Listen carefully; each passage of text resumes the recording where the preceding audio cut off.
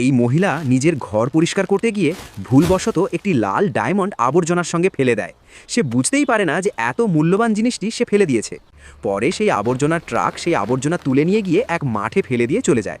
ঠিক সেই সময় একটি খুব ক্ষুধার্ত গরু অনেক দিন ধরে কিছু না খাওয়ায় সে মাঠে পড়ে থাকা আবর্জনার মধ্যে খাবার খুঁজতে থাকে। হঠাৎ তার চোখে পড়ে একটি লাল ডায়মন্ড। গরুটি বুঝতে না পেরে প্রচণ্ড ক্ষুধার কারণে অজান্তেই সেই লাল ডায়মন্ডটি খেয়ে ফেলে।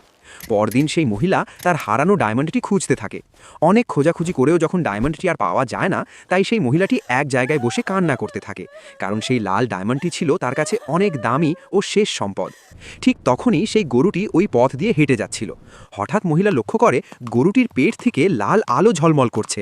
এটা দেখে তার সন্দেহ হয়। সে গরুটিকে ডেকে বলে, তোমার পেট থেকে যে আলো বের হচ্ছে এটা নিশ্চয়ই আমার লাল ডায়মন্ড, তুমি এটা কোথা থেকে খেয়েছো? গরুটি ভয় পেয়ে যায়। সে মনে মনে ভাবে যদি সত্য কথা বলে দেয় তাহলে মহিলা তার